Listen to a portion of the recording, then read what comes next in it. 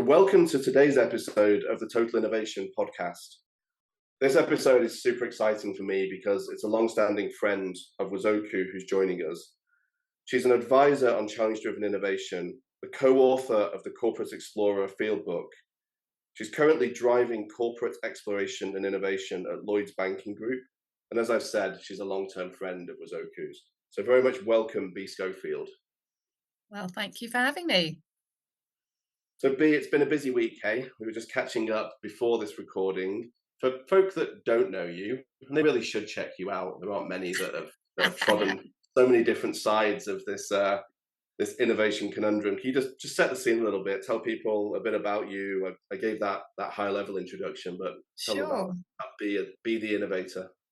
Oh, lovely. Well, actually, I have you to thank for piquing my initial interest in innovation and particularly challenge-driven innovation after spending many happy years at Wazuku working with organizations to build and scale sustainable innovation management programs by tapping into the power of both internal and external crowds to make what is inherently a very complex process a lot more efficient. So that's really where my journey started with innovation, particularly interested from both internal and external perspectives on how to tap in, as I said, to that long tail of potential problem solvers.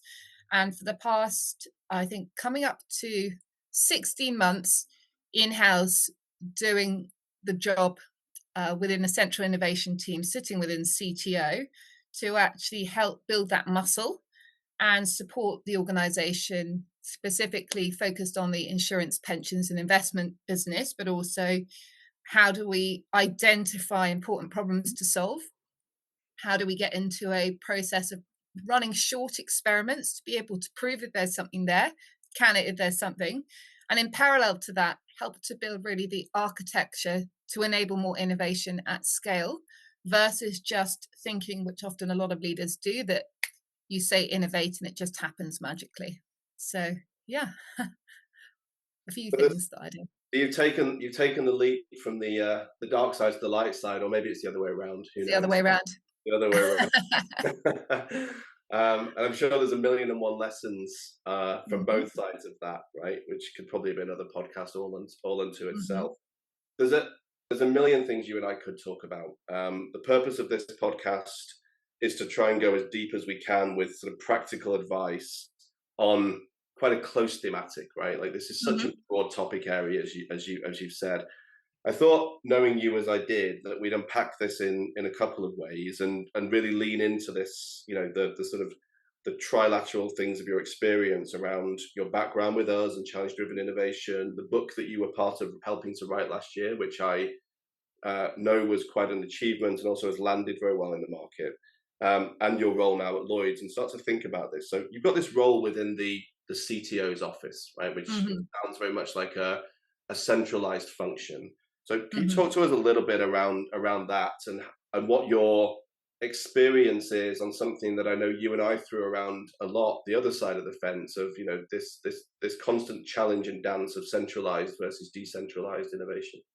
Yeah, so it's interesting being within CTO that that's not uncommon in financial services, and it has advantages and disadvantages. So we are part of the group kind of chief operating office, so that you really become what we think of as a conventional central innovation team. And actually, historically, the team I'm part of was more akin to what we would think of as a central innovation team operating as a lab to be able to explore new business models. And it was actually part of a restructure that the team ended up within CTO. That has advantages and disadvantages in that, as we know, being able to leverage both new and emerging technologies to provide value is actually fundamental. And I don't think you can decouple now innovation from technology. But again, the disadvantage, of course, is that it becomes too technology centric. So I think in order for any innovation team to succeed within a CTO, you've got to understand the technology within the wider sort of socio-economic, political landscape in which those technologies are appearing, because that's really where you're able to better understand how might we use technology to be able to provide value, either through improving what we do today, better serving existing markets, or to edge more into what we think of as horizon to an adjacent market. So I think from a positioning perspective, it has advantages. You just have to be very certain to the business this is not just purely about technology. And similarly, tell your colleagues in CTO, innovation isn't just technology, it's the application of technology to better solve problems. And you might even find that some of those problems aren't even solved. Your question around the sort of modeling. So in we often think about the sort of three different models how innovation teams are run. There's really fully centralized, typically where you've got a lot of really deep expertise. You might find that more in pharma. You have the sort of more federated, which in an organization such as Lloyd's, as all the different businesses do it themselves, or which we've really opted for with the hybrid. So you have more of an interface between the business. So I think an analogy which I find helps people is thinking about sustainability. You could just have a sustainability, but you recognize what you're really trying to do is get more ESG focus in every element of what the business does. That might be proposition development, it might be operating models, it might be process improvements. So you have to be able to understand the needs of the organization and have that sort of enterprise wide view, but also able to contextualize the application of innovation methods to the specific business, which is where I feel we are certainly entering as a innovation team of what is really organization wise, but also what's quite specific. I know you referenced earlier, and I know this is a matrix or a view that you use in some of your presentations, is that very much that not just the three horizon thinking, but this mix between capabilities that you have and markets that you serve today, all the way out to capabilities you do not have and markets that don't even exist, right? That's sort of the multiple different types of innovation. Before you get into the what that mix might look like inside your business from a portfolio perspective, how well understood do you think that whole topic is? It's interesting we lean into another example like sustainability rather Mm-hmm. than using innovation, because I get the feeling we do that because people can get their head around it a bit more, right? And like, how well understood do you think the topic is? I spoke to Aidan McCullen in the first podcast in this season, and he spoke about the one of the most important moments for him in the professionalization of rugby as a sport in its massive evolution in the way that health and what not just total innovation in this case, but sort of total rugby as a concept really evolved around the time that it became a professional sport, not an amateur sport. And I posited the question to him: do you think innovation will ever professionalize? Slightly tongue in cheek, of course, right? But yeah, how well understood do you think it is across the business? Um, so I'd say very, very poorly understood. In the ask anyone what it means, and you will get a significantly different answer. Someone might say it is just a behavior. Someone might say I innovated by painting the walls a different color. So actually understanding that it is not just curiosity or innovative thinking, but it's actually a process through which organizations are able to realize value by building hypotheses and running experiments and simply ruling out what doesn't work and building on what does work. I would say that was very, very poorly understood by large organizations. Yeah, Um, not very well centrally visualized or managed either, I guess, right? It's really hard to get your arms around the myriad of things that are happening or are not happening mhm, in the business. yeah. So what specifically is the role of your innovation office and in this CTO's office then? You may not call it Yeah, so we see it as our role to enable the group to innovate at scale by providing the relevant tools and capabilities to enable people to get idea through to impact, to run experiments, and to be able to leverage the advantages that the organization has to compete and to stay relevant in order to ensure that we remain relevant in the eyes of our customers. So think about it more as a center of enablement through which more people can do innovation versus a lab where it is restricted to a finite number of people. This concept of a center of enablement's a nice one, right? Something Hmm. we should probably pull on a little bit. Like, what does that mean? Do you think? I read into it. It means that you're not a team of innovation doers in that nice sense, right? You guys are not necessarily the ones doing the innovation. You're trying to help the business Hmm. to do the innovation, I guess, in a more systemic and systematic and repeatable way. But why don't you explain that a little bit? So I think it's interesting because we often say to enable, it's part doing and part enabling. So with something where it is a relatively new process or skill that someone's trying to say, I think there's something over here. Can I go and investigate it a little bit more? Often the approach you need to take is to be very guided and very hands on and almost talk people through. Now, in the same way, when someone's done it with you once, it's less like it's more light touch, sorry, in the next innovation cycle, and then more and more light touch to the point where you simply are just capabilities. So I think this thinking of the vision, of course, is to have, I think, with most center of enablement or excellence, is that there's a sort of front door, more of a push and pull. You can access relevant recent research, you can have digital innovation tools, and that's actually something should be aspired to. I'd argue you need to go a step further and that people just innovate without a center of enablement. But I think the reality of that happening is very, very small, which is why it's actually quite a key area to have within an organization.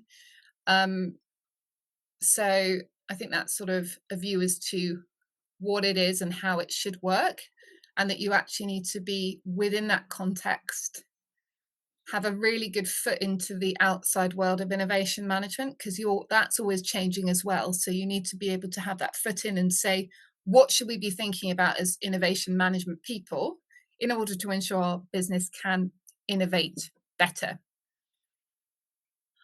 So if we dig into the topic a little bit more deeply then and get a bit more hands-on practical, right? Like one of the things that Mhm, comes out in the book, you know, you wrote a chapter on challenge-driven innovation, and I'd like to mhm. delve into that a little bit. But before you get to sort of defining the challenge, is I guess where do we innovate, right? There's a million and one different places, problem areas. They're called hunting zones in the corporate Yeah. experience field book that you co-authored. So talk to me about these hunting zones, and if you can, be as you know, as apply it to Lloyd's, right? Like from Yeah, yeah, yeah. perspective. So in the concept suite, right, the sort of by hunting zones are really talking about ensuring that there is focus. So rather than unbounded innovation where anyone can come up with any idea, what we're looking to identify at the very start is the areas to explore which have the highest degree of sponsorship. Because if you do not have sponsorship to even explore the area, the likelihood is you're not going to get up an idea, develop that idea, and pitch that idea, which is all quite a lengthy process and quite a lot resource intensive. So, firstly, and I take very much the view that you can start anywhere. Now, your exploration zones or your hunting zones might be that you've uncovered through existing research a very high value customer problem. It might be to do with the fact that younger people simply aren't getting on the housing ladder in the way that they used to, and you need to find a way to help them do that. It's a potentially very high value customer problem to solve in an organization like Lloyd's. You may also say we've already got some capabilities, some technology, some data that we can, you know, will provide us some value that we can monetize. So that might be potentially another area for you, starting with those capabilities. But I think in my kind of world where I'm focused, I'm specifically starting with if let's say an area of the business is not sure where to start, the easiest starting point is to look at either emerging trends or even more relevant mega trends and be able to say which of these trends do you think will either impact your revenue streams in the future or provide you with an opportunity to actually create products to help to attract and retain your next generation of customers.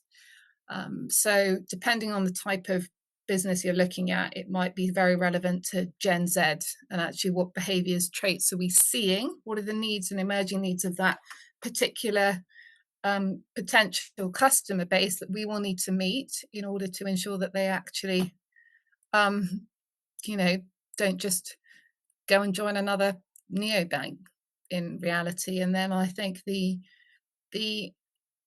rather than dictating what you feel the hunting zone is for the organization, I always say my expertise is simply in the process. It is not in the trends that I am deep diving into, is to provide a picture of what the world might look like in 5 years' time, and then get the people who know their business the best to say what opportunities and threats this present, because they, I tell you, will be able to do it in 15 minutes compared to me trying to identify all the potential threats to a business that I don't know. And that, I think, begins to shape that landscape of potential opportunities. And I think that alignment between the center of enablement, bringing the process and the skills of the how, aligned to the subject matter experts of the what and the where, is a nice way of positioning it. I guess you're still always going to be competing in this landscape of, I guess, on the one side, interest, preference, and ego, and on the other side, still too Mhm. few resources, too many problems, right? And maybe on the third side is Yeah. the AI, everything must be AI bouts as well, right? Of like, all resources are suddenly being pulled in that direction and not necessarily others. So how do you think Mhm. about prioritizing those hunting zones and then weaving that into the CDI sort of narrative, challenge driven innovation narrative as well? Yeah. So I think around prioritizing, I there are loads of potential areas that you might explore, and I think the to ensure that it's of a priority, you want to explore an area which will have both near term and longer term impact. So it's something that is a concern of you and is relevant to you because it's likely already linked to a problem that you want to solve in the near term, as well as providing you the breadth to explore that in the long term. So it might be particularly with a specific segment of users, and you go, I need to find out more about them now because I'm already seeing that they're not buying what I'm selling them. But I also need to use that um, to be able to think about how I might serve that market in the future.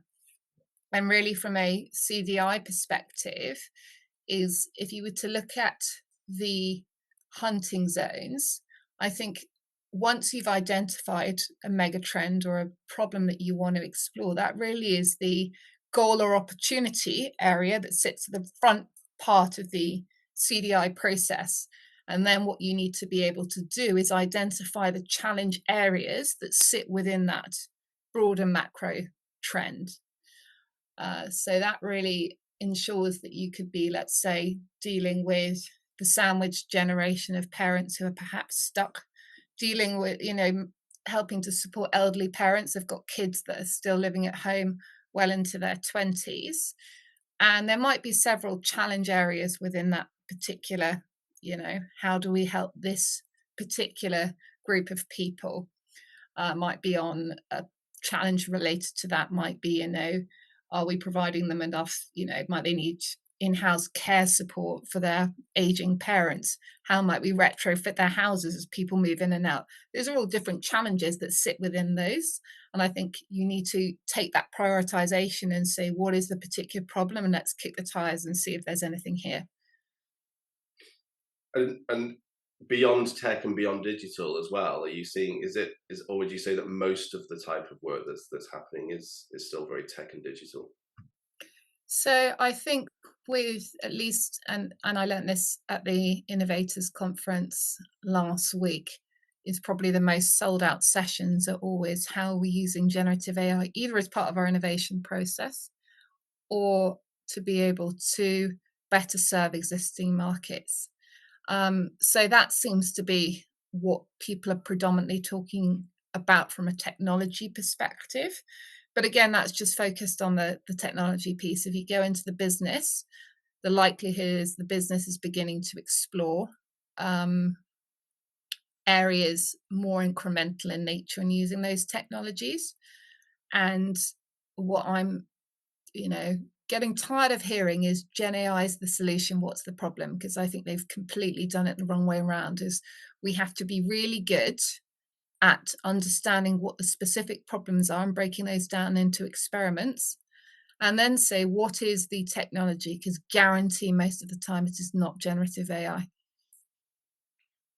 Yes, I think there's an inevitable hype there right now, right? But there's also a Mm-hmm. curiosity, I think, right? And like there is an Mm-hmm. element of, if people want to get in and learn and be curious, then that is sort of the innovator's dream, right? Like we'd love people to be loving their problem spaces and really Yeah. interested in helping.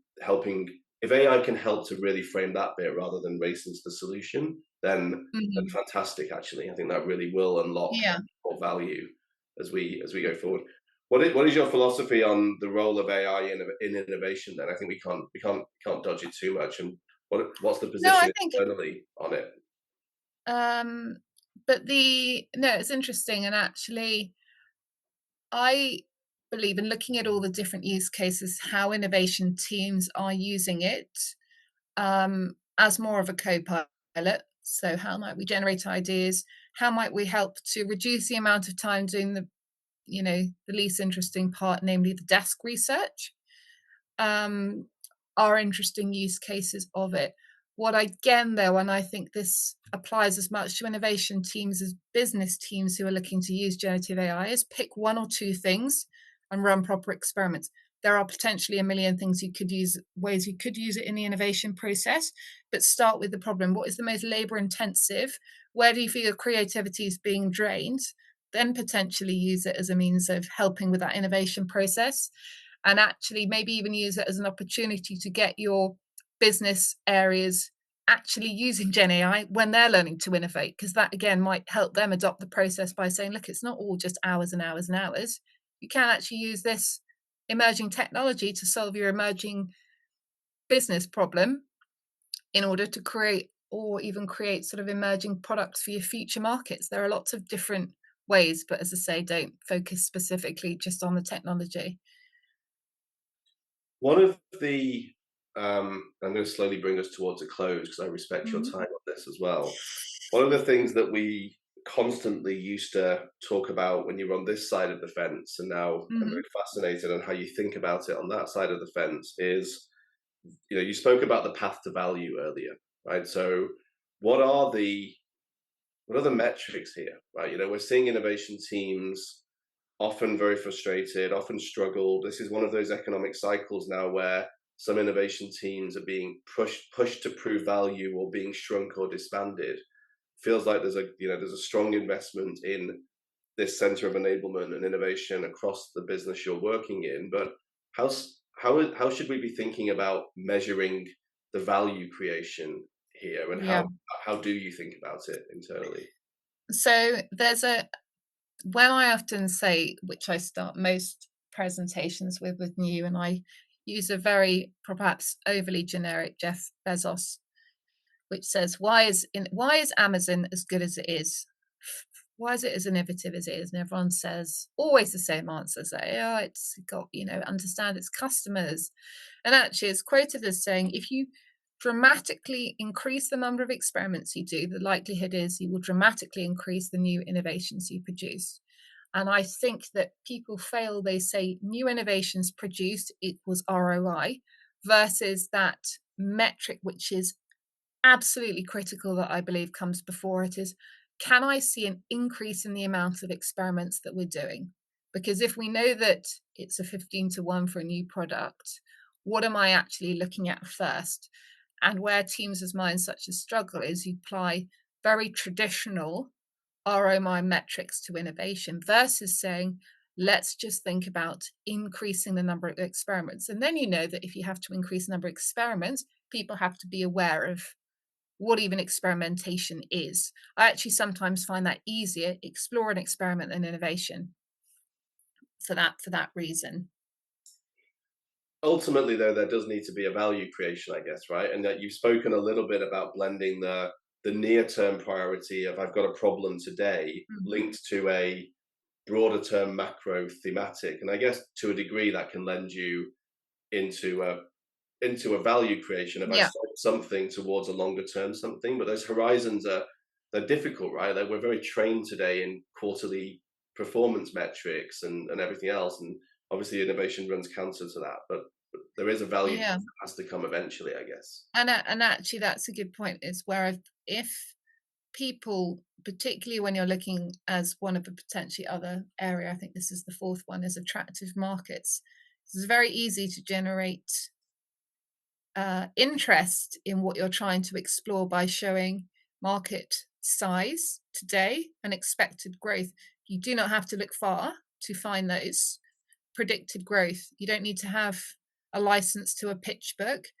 Most of the big consultancies are frequently publishing data around market growth. So use that data to gain interest and then show your increasing confidence that you are edging towards entering that market and have a right to play in that market and can capitalize on the resources you have in order to get that ROI.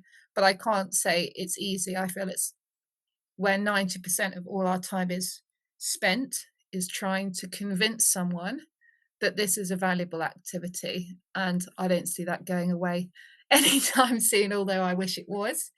And I think some of these organizations will go before the people realize that actually they could have just been looking at that all along. Yeah, I think there's something in that that's about education as well as you're talking through it. Because I'm sitting here with my CEO's cap on, thinking if I'm running this business and there's tens of thousands of people all out doing experiments, and I've got this huge experimentation pipeline. But if I was to draw that analogy to, I don't know, my sales and marketing pipeline, and it was full of thousands of new leads suddenly out of nowhere, but none of them were relevant to me, then I wouldn't regard that as a positive thing, right? I think there's a little bit of, which I'm sure isn't the case at Lloyd's, right? But it's like, how do you know these experiments are relevant experiments versus just people going off and doing things, which we've all seen happen, right? When you unleash innovation into a business, it's like, but why the hell did an innovation team work on this problem when we've got these real ones over here? Mhm, Um, mhm. so I don't know if you guys have a structure for that or if you're still experimenting with it, but Well, knowing that they're relevant yeah, quality experiments is obviously really key. yeah. But I think that if you've determined and you've got sponsorship where to explore and experiment, you're removing that problem. So as I say, I may have say this is an attractive market. If no one's interested in it, I put that to bed and I move on to the next one, because you have to have and often get them to commit money or resource, because I often think even if it's a freebie, there's no skin in the game. So why do they really care? Is find the areas that they are interested in exploring that span both horizons. If there is a link to an attractive market or a potential OPEX saving, then make sure you are presenting a good argument. Because I think one of the guys said it in the book, Pirates in the Navy, who's a strategizer, and said, 90% of your job is being a politician. So know your script up front, do your research, and you'll increasingly get the buy-in to be able to continue doing what is you want to do. Yes, exactly. Well, I think that's a really nice way of summarizing things, B, that brings us nicely to an end. I was going to ask you to summarize, and you pretty much just did it there. In a frustrated, we should do this. Yeah, but Exactly. Well, it can be frustrating at times, but look, this has been a super valuable chat, and I oh well, appreciate your thank you. I've time enjoyed it. massively. It's been amazing to have spent time learning with you on one side of the fence and continuing to learn with you on the other side of the fence. So Mhm. thank you very much. Right, there's always more to do than Thank we you can for get having done. me. But thank you very much. Yeah. Where can people find you if they want to connect with you? I just on LinkedIn spend a lot of time there. So yeah, go on and Follow like B my on posts. Follow B exactly. Follow B online, and yeah, thank you very much once again, B. For everyone who's enjoying the podcast, please subscribe. We've got a number of really exciting future guests coming up. Some of whom are going to build on the things that B was just talking about there as well. Others are going to take us into interesting areas around ethics of AI, and a number of other topics as well. So thank you, everybody. Thank you Wonderful. again, Bea, and I'll be back Thank you, soon. Simon.